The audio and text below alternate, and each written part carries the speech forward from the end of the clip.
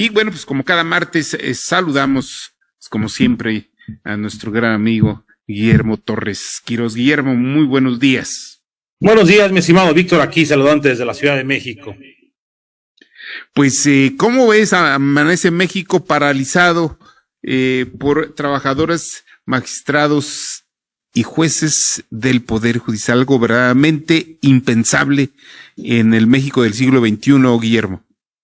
Sí, esto que estamos viendo es totalmente inédito, está fuera de cualquier proporción que nos pudiéramos llegar a imaginar, pero es el resultado de la falta de diálogo y la falta de entendimiento hacia uno de los poderes que poco a poco fue logrando su autonomía. Y repito, no es que el Poder Judicial en México sea perfecto, tiene muchas deficiencias, es poco transparente.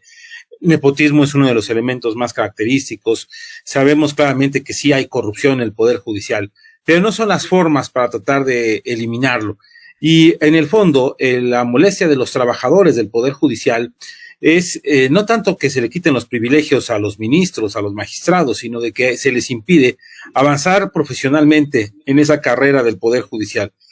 Muchos de ellos aspiran a ir subiendo de cargos, convertirse en jueces, hacen una carrera política adentro y una carrera también de tipo técnica.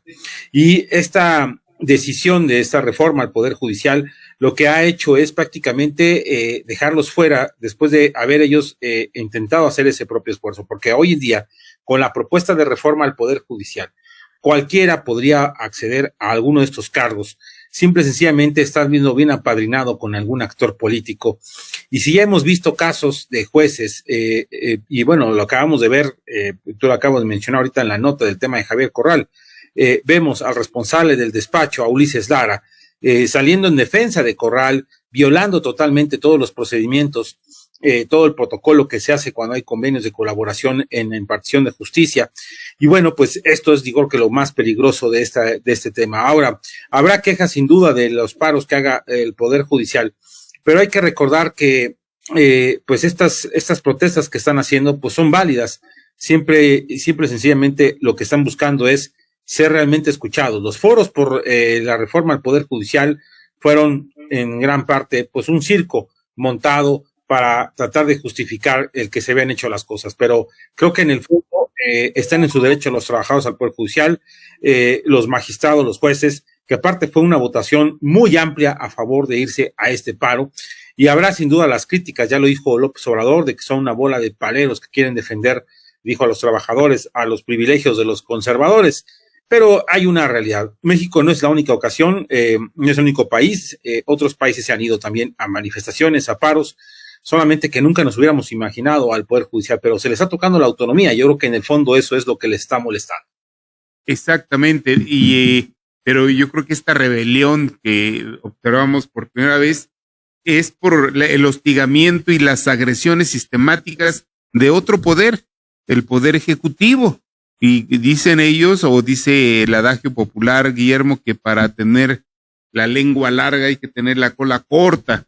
Y si el presidente, representante del Poder Ejecutivo, sigue acusando al judicial de corrupto, pues nada más que se voltee un poquito para que vea cómo tiene la cola larga con tantos casos de corrupción dentro de su gabinete, dentro de su equipo de gobierno, e incluso ahora protegiendo a Javier Corral, Guillermo.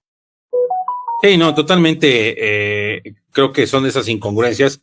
A ver, hay que entender que López Obrador, a mitad de su administración, decidió tener un nuevo villano favorito. Acabó con los partidos de oposición, acabó con el empresariado, dijo, tengo que tener un nuevo villano para que sea el punto de ataque de mi mensaje. ¿Y quién fue? El Poder Judicial. Entonces, vimos un ataque sistemático. Los grandes villanos ahora es el Poder Judicial, la Suprema Corte de Justicia. Recordemos las protestas afuera de la Suprema Corte de Justicia, propuestas agresivas precisamente contra los ministros. Y repito, no es que los ministros sean unos angelitos, la verdad es que los ministros de la Corte nos han dejado muy malos sabores de boca, pero lo que sí es una realidad es que es el Poder Ejecutivo queriéndose comer al Judicial para tener el control y ser dueños de otro poder, como ya lo hoy en día es del Poder Legislativo. Entonces, lo que estamos viendo es la defensa del Poder Judicial, que aparte su autonomía es reciente. La autonomía del Poder Judicial realmente se dio a partir del 95, 96 con la reforma de Ernesto Zedillo sobre el Poder Judicial. Recordar que antes el Poder Judicial estaba alineado totalmente al gobierno del Ejecutivo. Y ahora lo que estamos viendo en estas son reacciones naturales, son válidas y efectivamente hay una serie de acciones donde se ve la corrupción grande. Me llama la atención la encuesta publicada el 1 de agosto de percepción de evaluación presidencial del periódico El Financiero, en el que el tema de la corrupción ya está en negativos muy fuertes para este gobierno. Es decir, la corrupción se ha ido disparando como uno de los principales problemas cuando no lo era. Y a pesar de que la gente siga votando por Morena por muchos motivos, parece que la corrupción es algo que ya está acostumbrado en ese sentido el mexicano y decir, bueno, pues la corrupción es válida y tratar de ahora decir que el Poder Judicial es el único ente corrupto por parte de un presidente que hemos visto ha solapado la corrupción y ha sido de alguna manera alcahuete con la corrupción de otros de sus funcionarios. Creo que eso es un punto grave. Y bueno, el botón más reciente demuestra, Guillermo, es el reportaje documentado con audios de Latinus sobre Raquel Buenrostro, ¿no? Y los trabajos del tren interoceánico, ¿no? Sí, no, a ver, eso creo que va a ser la futura secretaria de la Función Pública, la que se va a encargar de perseguir a los corruptos cuando ella misma ha sido copartícipe. Recordemos que los hijos del presidente tienen una muy buena amistad con Raquel Buenrostro, son de esas cuotas que siguen ahí. Recordar que tan solo en las subsecretarías de Economía son gente cercanas a los hijos del presidente. Y bueno, pues no solamente es penoso lo que hemos visto con el tema de Raquel Buenrostro, sino que hemos visto que ha sido sistemático. Ese tema se ha convertido en algo cotidiano, las llamadas en las que se han ido filtrando, el tema del Tren Maya y la corrupción que hay alrededor de él y de otras obras. Y aquí lo más grave de todo esto es que mientras tengamos jueces que estén alineados al gobierno del Ejecutivo, pues eso se va a ir poniendo peor. Y hay que ver lo que ha pasado, por ejemplo, en otros países donde se fueron comiendo al Poder Judicial. El ejemplo más clásico es el caso venezolano, donde hemos visto que el Poder Judicial, de ser un poder autónomo, también terminó convirtiéndose en un apéndice más del Poder Ejecutivo. Y creo que ese es el gran riesgo, el gran peligro. La reforma al Poder Judicial no solamente es un tema de modificar ciertos elementos, el número de ministros de la Corte o llevar a la elección popular a los jueces. En el fondo es quitar ese poder, quitarles el recurso, el dinero, que se necesita el dinero para poder cumplir todos los programas sociales, y creo que es el punto central de todo esto. Exactamente, el fondo es que ya no hay recursos para enfrentar la demanda de los programas sociales, ya se chuparon todos los fondos que se tenían, y ahora hay que juntarle de donde sea dinero a Claudia Sheinbaum para que pueda seguir repartiendo. No obstante, el enorme endeudamiento que ya registran las arcas federales con más del 45% del Producto Interno Bruto, ¿no, Piero? Sí, no, a ver, es un tema de locura y es un tema para justificar también ciertas cosas. Hay que recordar que este tipo de gobiernos autoritarios necesitan siempre tener villanos, tener a quién señalar y a quién atacar para de alguna manera convertirse en un mecanismo de defensa. Pero si ahorita, por ejemplo, los Estados Unidos te tienen con el pie sobre el cuello por el caso del Mayo Zambada y por todos los temas del crimen organizado, pues tienes que convertir a otros villanos favoritos en los principales actores para tú tener esa narrativa fuerte. Y es lo que está haciendo en esos momentos el presidente López Obrador y lo que está haciendo toda la narrativa alrededor de él. Ahora, yo creo que nunca se esperó estos paros por parte del Poder Judicial de estas magnitudes, paros en 29 estados de la República Mexicana. Nunca se imaginó este asunto y tampoco los gobernadores de Morena se imaginaban una operación de la base. Y yo creo que eso es uno de los puntos fundamentales para entender todo esto. Creo que eso es lo que les espera al presidente, el que está viendo que no tiene control. Ahora, veremos cuánto tiempo aguanta este asunto y cómo termina convirtiéndose, o cómo termina este capítulo. Un capítulo histórico, insólito. No habíamos visto un poder judicial rebelándose de esa forma ante pues este punto. Y más a que estamos a unos días de que sepamos cómo quedará conformada la Cámara de Diputados. Y después veremos las impugnaciones ante el Tribunal Electoral. Y fíjate de dónde podría venir finalmente la reflexión que haga reaccionar al Tribunal Federal Electoral del mismo Poder Judicial. Lo que no lograron los partidos, lo que no han logrado la oposición, podría darse ahora con este movimiento, con esta rebelión desde el interior del Poder Judicial, para evitar que el Tribunal Federal Electoral, presionado ahora por Claudia Sheinbaum, y le dé la sobrerepresentación al poder a Morena en el Poder Legislativo, Guillermo. Sí, y bueno, a ver, eso creo que acabas de mencionar es clave para entender un poco el juego político que se da alrededor de todo esto, porque ha habido ya ofertas tentadoras para el Poder Judicial, para los miembros del Tribunal Federal Electoral. En la propuesta de la propia reforma se les da dando la posibilidad de que se queden más tiempo en el cargo, es decir, le están ofreciendo manzanas envenenadas para que ellos puedan de alguna manera aceptar este asunto. Y creo que le acabo de dar en el clavo, la presión, qué mejor que la presión venga del mismo lugar.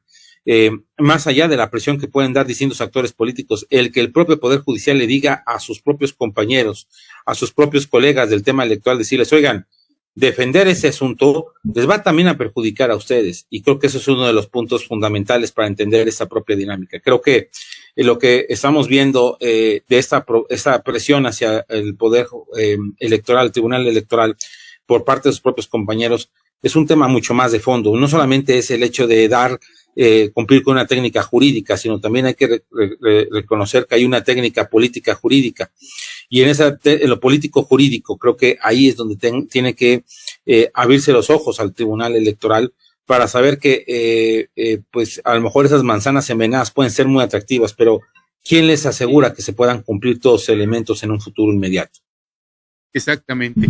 Y bueno, ¿cómo observaste el rescate del exgobernador de Chihuahua? Yo creo que es una manifestación clara de este gobierno de Morena. ¿Para qué quiere el Poder Judicial, no? Para él impartir justicia, definir quién es delincuente y quién no, ¿no, Guillermo? No, totalmente. Es sumamente penoso lo que vimos de Ulises Lara, el responsable del despacho, de ir a rescatar a Javier Corral. Algo que es interesante, que creo que no se ha dado a conocer o no se ha profundizado, es con quién estaba Javier Corral en ese momento, en ese restaurante. Estaba con un magistrado, estaba con una exfuncionaria de la Autoridad Superior de la Federación, es decir, estaba hablando de temas que tienen que ver precisamente con temas de tipo jurídico. Y quien ayuda a operarle es precisamente este magistrado que se encontraba con él, es el que le ayuda a operar la llegada de Ulises Lara y la defensa. Y sí, lo más terrible es que pareciera que se quiere utilizar, porque yo recuerdo que la Fiscalía en la época de Ernestina Godoy, pues se dio el lujo, violando también la ley, de llevarse al fiscal del estado de Morelos, Auriel Carmona, llevárselo por una mala investigación, generar una orden de aprehensión, y nadie puso una mayor resistencia, aunque se violaba totalmente la propia ley. Y ahí sí vemos muy activa la Fiscalía. Pero ¿por qué defender a Javier Corral? Pues porque es su aliado político, porque a Javier Corral es senador electo de Morena, porque posiblemente ocupe algún cargo dentro de la secretaría, dentro del propio gobierno de Claudia Sheinbaum, porque es uno de los hombres ahora perdonados y bendecidos por el gran Tatuani. Entonces por eso aparece Javier Corral en ese tema de defensa. Y bueno, no solamente eso, vimos a este grupo de choque en defensa también. Es decir, vimos una operación del gobierno islámico, y lo terrible es cuando se utilice con fines políticos, que, repito, siempre ha sabido utilizado con fines políticos. Hay que recordar, por ejemplo, aquel juez que es sobrino nada más y nada menos que de Dolores Padierna y de René Bejarano, y que en sus imparticiones de justicia, este juez, el juez Delgadillo Padierna, ha hecho, entre otras cosas, encarcelar a agentes como Rosario Robles por una venganza política. Exactamente. O sea, ellos no ocultan, Guillermo, no ocultan para qué quieren el Poder Judicial, y nos lo están dibujando en nuestra propia cara, en la cara de la ciudadanía mexicana, y aún así la población mexicana no entiende que debemos de correr a este grupo de descarados, de cínicos en cuanto a la manipulación de las leyes mexicanas. O sea, no entendemos todavía cómo los mexicanos no reaccionamos ante todo esto que nos está llevando o sea, hacia escenarios bien difíciles de entender en el futuro inmediato, ¿no? Sí, es justicia a modo, lo que se busca es justicia a modo. No mejorar la justicia para mejor impartición para el pueblo, sino justicia a modo, justicia al traje sastre, para lo que el sastre pida, es decir, a lo que pida el patrón, y eso es algo terrible, porque pues en realidad quienes más terminan afectados por una mala impartición de justicia es el pueblo en general. No son tanto ciertos actores, sino son los efectos que va a tener. En esta reforma al Poder Judicial, imaginemos tener jueces, abogados que no tengan experiencia, abogados que no van a tener un gran sueldo y que las tentaciones para recibir grandes sueldos por fuera va a ser, por recibir sobornos, va a ser el del día por día. Regresar a un modelo judicial que, recordar, lo tuvimos durante mucho tiempo en México. Creo que eso es algo que no se ha profundizado más allá de quién o cómo, sino el fondo real de cuál va a ser el destino de una reforma al Poder Judicial en la que se elimine al 100% el papel de la justicia, en la que tiene que ser para todos pareja y no una justicia para ciertos privilegios o de venganzas políticas. Pues con eso nos quedamos, con esta reflexión nos quedamos, Guillermo. Te agradecemos mucho tu participación en este programa. Al contrario, mi estimado Víctor, si Dios quiere, nos vemos la próxima semana. Si Dios quiere, nos vemos el próximo martes de don Guillermo Torres Quirós desde la Ciudad de México con su análisis